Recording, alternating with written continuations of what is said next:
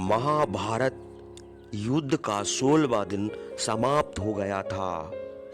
युद्ध के पश्चात द्रोणाचार्य के पुत्र अश्वत्थामा कौरवों के सेनापति कर्ण से मिलने उनके शिविर में जाते हैं। कर्ण के द्वारपाल कर्ण से कहते हैं कि आचार्य द्रोण पुत्र अश्वत्थामा आपसे भेंट करने आए हैं। कर्ण चिंतित मुद्रा में द्वारपाल से बोले, उन्हें आदर के साथ अंदर ले आओ। कर्ण पूरे दिन के भयंकर संग्राम के उपरांत कुछ देर विश्राम करना चाहते थे। ऐसे में अश्वत्थामा के आगमन से वह थोड़ा विचलित हो उठे। कर्ण इस वक्त किसी से किसी भी प्रकार के वार्तालाप के इच्छुक नहीं थे। इसके उपरांत भी अश्वत्थामा उनके शिविर में प्रवेश कर जाते हैं। कर्ण ने अश्वत्थामा का स्वागत किया। कर्ण ने अश्वत्थामा से कहा, आओ अश्वत्थामा, कहो किस प्रयोजन से आपका यहाँ आना हुआ है। हमारी सेना के सेनापति हैं, इसलिए मेरे मस्तक में अचानक हुई शंकाओं के समाधान के लिए मैं आपके शिविर में चला आया। कर्ण अश्वत्थामा की बात को सुनकर बोले, बताओ कैसी शंका है। मित्र, निसंकोच होकर पूछो। अश्वत्थामा ने कहा, आज आपका युद्ध सराहनीय था।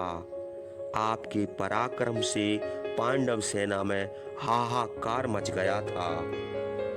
आज आपने बड़े से बड़े योद्धाओं को हराकर उन्हें परलोक पहुंचा दिया। परंतु हे मित्र, यदि आप चाहते तो आज ही यह युद्ध निस्संदेह कौरवों के पक्ष में जा सकता था, परंतु ऐसा हुआ नहीं। यह मेरी शंका है, जिसका समाधान आप ही कर सकते हैं। कर्ण यह सुनकर थोड़ा विचलित हो गए और विचलित स्वर में ही बोले, मित्र, तुम्हें ऐसा क्यों प्रतीत हुआ कि आज यह युद्ध कौरवों के पक्ष में जा सकता था, लेकिन मेरे कारण ऐसा ना हो सका। यह सुनकर अश्वत्थामा दुखी स्वर में बोले, मित्र, मुझे बहुत ही दुख के साथ कहना पड़ रहा है कि आज आपके समक्ष पांचों पांडवों में युधिष्ठिर, भीम, नकुल और सहदेव युद्ध के लिए आए और आपसे पराजित हुए और जीवित बच गए, क्योंकि आपने उन्हें जीवित छोड़ दिया। हे श्रेष्ठ धनुर्धर, आपने ऐसा क्यों किया। अश्वत्थामा की बात सुनकर कर्ण शांत स्वर में बोला, मित्र, तुम्हारी शंका निराधार नहीं है। हाँ, मैंने उन्हें जीवन दान दे दिया। मैंने यह किसी कारणवश किया जिसके विषय में आज बताना संभव नहीं है। यह सुनकर अश्वत्थामा क्रोध से भर उठा और कर्ण से बोला, मुझे आश्चर्य है कि मित्र आपने ऐसा किया। मेरे स्वर्गवासी पिता और गंगा पुत्र भीष्म तो पांडवों का वध किसी भी परिस्थिति में नहीं करने वाले थे, यह तो सर्वविदित है, परंतु आपसे यह अपेक्षा नहीं थी कि आप परास्त पांडवों को जीवन दान देंगे।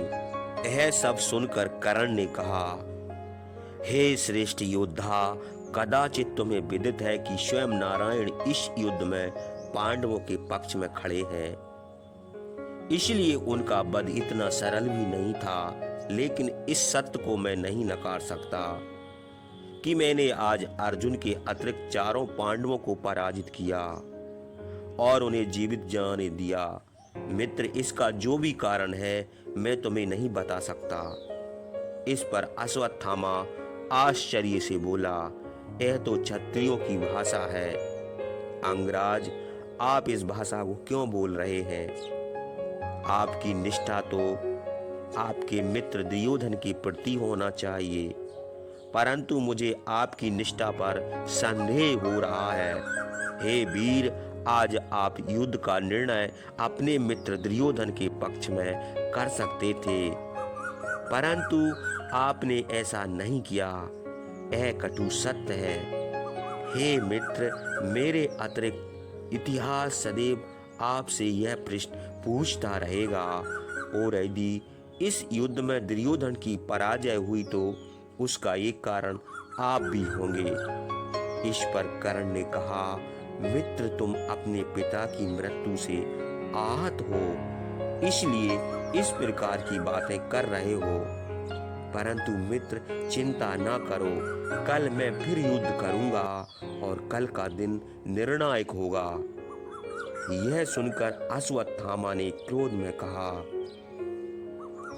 मेरे पिता की मृत्यु के विषय में बात मत कीजिए अंगराज।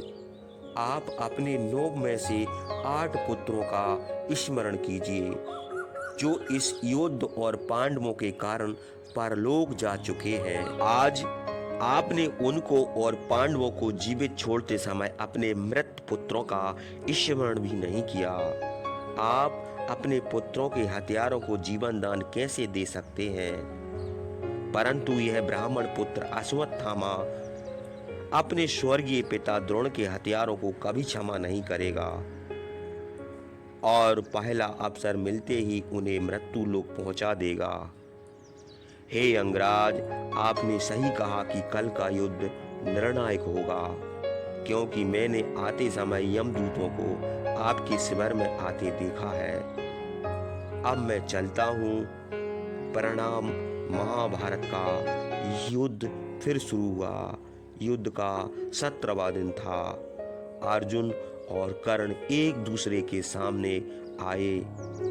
भीषण युद्ध हुआ, जिसमें अर्जुन के हाथों कर्ण वीर गति को प्राप्त हो गए, किंतु अपने पीछे एक बहुत बड़ा सवाल छोड़ गए कि जब कर्ण की निष्ठा दुर्योधन के लिए थी तो उसने कुंती को अर्जुन के अतिरिक्त उसके 4 पुत्रों को जीवन दान देने का वचन क्यों दिया? कर्ण का कुंती को दिया हुआ यही वचन दुर्योधन के लिए श्राप साबित हुआ, जो उसकी हार का सबसे बड़ा कारण बना। तो दोस्तों, यह था कर्ण और अश्वत्थामा के बीच आखिरी संवाद।